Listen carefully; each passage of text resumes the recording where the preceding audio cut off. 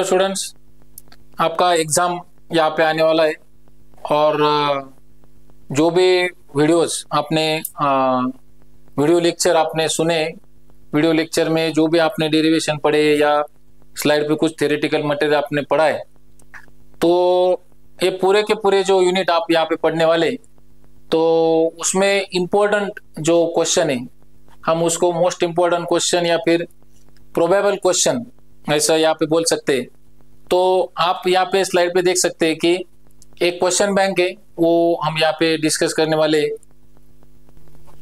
ये total number of question हम one by one यहाँ पे देखेंगे कि पहला जो क्वेश्चन है कि explain construction and working of carbon dioxide laser.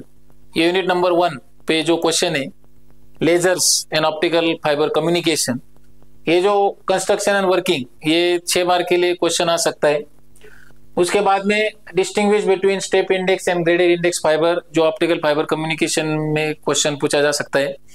इसको आपको पॉइंट वाइज उसका कंपैरिजन देना है, नहीं तो सेम क्वेश्चन जो है वो स्टेप इंडेक्स और ग्रेडेड इंडेक्स एक्सप्लेन करके भी क्वेश्चन आ सकता है। तो दोनों के दोनों, स्टेप इंडेक्स में क्या है, ग्रेडेड इंडेक्स में क्या है, ऐसे for different nature of question you have to prepare.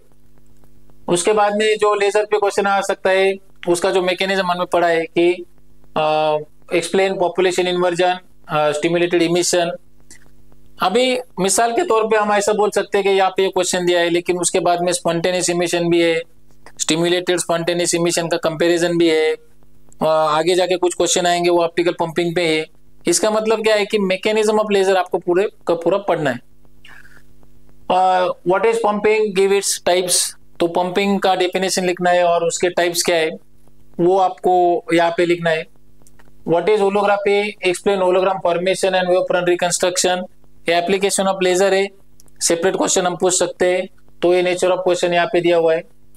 What is laser, give its application. Laser का जो लॉन्ग फॉर्म है वो आपको बताना है और फिर उसके एप्लीकेशन सिर्फ हमें उसको लिस्ट आउट करना है। Give characteristics of laser, monochromatic है, कोहेरेंट है, नैरो है, हाईली इंटेंसिव है, ब्राइट है, ये जो कैरेक्टरिस्टिक है ये आपको यहाँ पे देना है। What is attenuation, mention the factors which produces the attenuation. ये ऑप्टिकल फाइबर कम्युनिकेशन में जो एटेन्यूएशन हमने देखा था, उस एटेन्यूएशन पे बेस्ड क्वेश्चन है। एटेन्यूएशन का मतलब क्या है वो आपको लिखना है, उसका एक फॉर्मूला है, अगर वो याद है तो आपको वहाँ पे लिखना है। और वो फैक्टर्स रिस्पॉन्सिबल जो है एटेन्यूएशन के लिए, रेडिएशन है, स्कैटरिंग है, वो आपको वहाँ पे मेंशन करना है।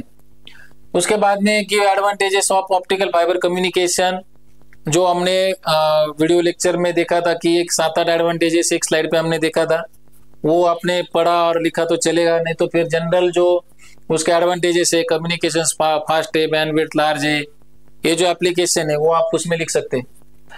Compare stimulated emission and spontaneous emission, जो मैकेनिज्म ऑफ लेजर है उस पर डिपेंड क्वेश्चन है। ये किसी भी नंबर के लिए आ सकता है, 6 नंबर के लिए भी आ सकता है, 3-3 पॉइंट लिखने के लिए, 3 नंबर के लिए भी आ सकता है, 3 मार्क के लिए, 3-3 पॉइंट लिखने के लिए। तो स्टिमुलेटेड क्या है, स्पॉन्टेनियस क्या है, उसमें से आप पॉइंट निकाल के उसमें आप डिस्टिंग्विश कर सकते हैं। ये बहुत ही सीधा साधा क्वेश्चन है। What is numerical aperture and acceptance angle, ये 2 या 3 मार्क के लिए क्वेश्चन आ सकता है। क्वेश्चन नंबर 12 से अभी 11 तक जो है तो ये पहला यूनिट था, ऐसा हम बोलेंगे। अभी जो सेकंड पार्ट है नेक्स्ट वाला जो है क्वांटम मैकेनिक्स, उसमें इंपॉर्टेंट क्वेश्चन क्या है, state and explain de Broglie hypothesis, obtain the de Broglie wavelength of an electron. यहाँ पे स्टेट एंड एक्सप्लेन यहाँ पे बोला है तो आपको वहाँ पे स्टेटमेंट लिखना है और इक्वेशन लिखना है।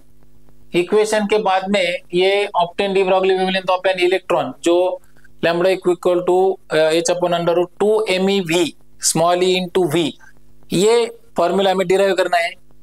सेम क्वेश्चन आगे आने वाला है कि state and explain de Broglie hypothesis, what is de Broglie hypothesis, obtain the de Broglie wavelength of particle in terms of its kinetic energy, lambda equal to h/√2m capital E, ऐसा formula हमने derive किया था, वो यहाँ पे expected है। Give physical significance of wave function, wave function का जो फिजिकल सिग्निफिकेंस है वो रियल होना चाहिए, पॉजिटिव होना चाहिए, कंटिन्यूस होना चाहिए, नॉर्मलाइज होना चाहिए, सिंगल वैल्यूड होना चाहिए, इनफाइनाइट नहीं होना चाहिए। ये जो हमने देखा था 6-7 पॉइंट, वो आप लिस्ट आउट करके भी लिखेंगे तो आपको पूरे के पूरे नंबर वहां पे मिल जाएंगे। नेक्स्ट वाला जो क्वेश्चन है बहुत इंपॉर्टेंट है, derive Schrodinger's time independent wave equation. एक डेरिवेशन है स्टेप बाय स्टेप, उसका प्रैक्टिस करो और अच्छी तरह से डेरिवेशन लिखो। उसके बाद में obtain an expression for eigen value of particle in one dimensional box, जिसको हम पार्टिकल इन रिजिड बॉक्स बोलते हैं, one dimensional infinite potential well हम ऐसा बोलते हैं। तो एनर्जी का जो इक्वेशन लिखा था हमने E n equal to n square square upon 8 ml square, वो यहाँ पे डिराइव करना है। क्वेश्चन नंबर 16 में जो what is tunnelling, explain any one example of it. Electron का एनर्जी कम होते हुए भी वो पोटेंशियल बैरियर को क्रॉस करता है, तो it is just like it makes a tunnel through that potential barrier. वो जो कंसेप्ट हमने पढ़ी थी वो यहाँ पे लिखना है। एग्जाम्पल आप अल्फा डीके का दे सकते हैं, स्कैनिंग टनलिंग माइक्रोस्कोप का दे सकते हैं, सिर्फ एग्जाम्पल वहां पे देना है। सेम क्वेश्चन अगर किसी एग्जाम्पल को आपको इलेबरेट करना है तो वो क्वेश्चन आपको आ सकता है, तो वो भी आप वीडियो में सुन सकते हैं। Obtain an expression for constructive and destructive interference in thin film of uniform thickness. तो अभी ये जो नेक्स्ट वाला यूनिट है ऑप्टिक्स पे, तो इंटरफेरेंस में thin film with uniform thickness, वो जो डेरिवेशन हमने देखा था वो डेरिवेशन हमें करना है। आप डेरिवेशन का पूरा प्रैक्टिस करो। क्वेश्चन जो है, नेचर ऑफ क्वेश्चन थोड़ा सा चेंज भी हो सकता है, इजी क्वेश्चन भी आ सकता है, लेकिन ये जो क्वेश्चन आपने यहाँ पे देखा है उसके हिसाब से आप आंसर प्रिपेयर करो। इसका मतलब कोई भी नेचर ऑफ क्वेश्चन आएगा तो आप उसका आंसर लिख सकते हैं। उसके बाद में what is interference, give conditions of interference, ये 6 मार्क के लिए भी आ सकता है, 3 मार्क के लिए भी आ सकता है। Explain the interference in wave shape film with suitable condition, वो क्वालिटेटिव है, उसका डायग्राम बनाना है और सिर्फ कंडीशन लिखना है। Explain the applications of interference in anti reflection coating, most important question, frequently asked article. Anti reflection coating में जो एप्लीकेशन है वो कैसे है वो आपको यहाँ पे एक्सप्लेन करना है। उसके बाद में इंटरफेरेंस चैप्टर में ऑप्टिक्स यूनिट में अगला क्वेश्चन क्या आने वाला है कि explain the application of interference in testing of optical flatness, मतलब एप्लीकेशन ऑफ इंटरफेरेंस है ऑप्टिकल फ्लैटनेस या फिर एंटी रिफ्लेक्शन कोटिंग। उसके बाद में जो नेक्स्ट पार्ट हमने पढ़ा था ऑप्टिक्स में वो था पोलराइजेशन। तो सबसे पहले पोलराइजेशन का पीपीएल क्या है, यूपीएल क्या है, सीपीएल क्या है, ईपीएल क्या है, वो डेफिनेशन बेस्ड क्वेश्चन आ सकता है। What is double diffraction, explain Huygens theory of double diffraction, ये जो क्वेश्चन है again it is most important और अच्छा क्वेश्चन है, आपको पूरे के पूरे नंबर वो देता है। डबल डिफ्रैक्शन का आपको डेफिनेशन लिखना है, वो कैल्साइट का डायग्राम बताना है, वो स्प्लिट कैसे होती है वो डायग्राम बताना है, और उसके बाद में 5 पॉइंट हमें लिखना है, 1 2 3 4 5, उसको बोलते हैं हम आइजेंस थ्योरी। उसके बाद में जो इंपॉर्टेंट क्वेश्चन है वो state and explain law of Malus है, उसका स्टेटमेंट लिखना है, उसका एक रिजोल्यूशन ऑफ वेक्टर वाला डायग्राम हमने देखा था, रिजल्ट एंड एम्पलीट्यूड क्या है, उसमें कंपोनेंट परपेंडिकुलर कौन सा है, पैरेलल कौन सा है, कौन सा पास होने वाला है, कौन सा ब्लॉक होने वाला है, वो मेंशन करना है, और लास्ट में I equal to IM cos square theta वो रिलेशन हमें लिखना है। उसके बाद में explain the application of polarisation, अभी उसको मैंने यहाँ पे जनरलाइज किया है, वो LCD भी रह सकता है, नहीं तो फिर आप जनरल एप्लीकेशन जो पोलराइजेशन का है वो कोई भी 1 या 2 एप्लीकेशन पढ़ के रखो। अगर उसको एक्सप्लेन करना है तो एक्सप्लेन करो, अगर सिर्फ लिस्ट आउट करना है तो 3 या 4 एप्लीकेशन आपको सिर्फ लिस्ट आउट करना है। उसके बाद में जो नेक्स्ट यूनिट आता है, give classification of solids on the basis of energy band theory, इसमें वो सॉलिड मटेरियल का classification according to the size of band gap, उसका हमें आंसर वहां पे लिखना है। बाद में जो क्वेश्चन है what is Fermi energy, explain temperature dependence of it. अभी जो प्रोबेबिलिटी डिस्ट्रीब्यूशन फंक्शन हमने लिखा था और probability of finding the electron in higher energy level in lower energy level temperature के हिसाब से हमने जो 3 कंडीशन लिखे थे 1 0 एंड 1/2, तो वो आप यहाँ पे एक्सप्लेन कर सकते हैं, नहीं तो फिर वो एक जो ग्राफ बताया एनर्जी लेवल का वो भी उसमें आप एक्सप्लेन कर सकते हैं। उसके बाद में what is Fermi energy, explain temperature, वो तो हमने देखा। What is Fermi energy, show the position of Fermi level in semiconductor, same question है, सिर्फ उसको एडिशनल क्या है, show the position of Fermi level in semiconductor, तो उसमें सिर्फ डायग्राम बताना है हमें। इंट्रिंसिक में वो मिडल पे है, एक्सट्रिंसिक में एन टाइप पे का है, पी टाइप पे का है, वो हमें वहां पे बताना है। उसके बाद में जो नेक्स्ट वाला क्वेश्चन है, show the position of Fermi level in PN junction when it is zero bias, forward bias and reverse bias. यहाँ पे भी हमें सिर्फ डायग्राम ही दिखाना है, थोड़ा सा एक्सप्लेन करो आप, लेकिन डायग्राम पे आपको फोकस करना है। उसके बाद में जो नेक्स्ट वाला क्वेश्चन है, again it is very important, what is hall effect, obtain the expression for hall voltage and hall coefficient. इसको तो आप प्रैक्टिस ही करो, इसको छोड़ो ही मत, इसको ऑप्शन में मत डालो, ये क्वेश्चन आ सकते हैं। उसके बाद में जो छोटा सा आर्टिकल है यूनिट में, principle construction working of solar cell, तो छोटा सा आर्टिकल है, पीएन जंक्शन है, लाइट गिरती है, इलेक्ट्रॉन पेयर होल पेयर कैसे होती है, वो कैसे सेपरेट होता है, इंड्यूस्ड ईएमएफ कैसे इंड्यूस होता है वो दिखाना है। और उसके बाद में वो आईवी कैरेक्टरिस्टिक वाला डायग्राम बता के वीओसी क्या है, आईएससी क्या है, फील्ड वेक्टर क्या है, वो भी आपने एक्सप्लेन किया तो उसमें चलेगा। बाद में explain the method of production of ultrasonic waves.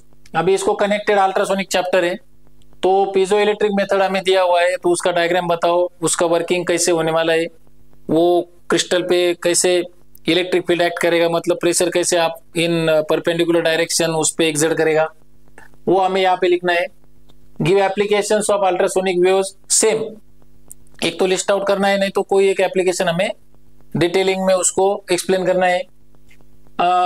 बाद में जो लास्ट वाला यूनिट है from 34, explain zero electric resistance in superconductor, उसको दो डायग्राम है, नॉर्मल टेम्परेचर है, टेम्परेचर लेस देन टीसी है, तो क्या चेंज आता है, जीरो इलेक्ट्रिक रेजिस्टेंस कैसे वेरीफाई होता है, वो हमें यहाँ पे एक्सप्लेन करना है।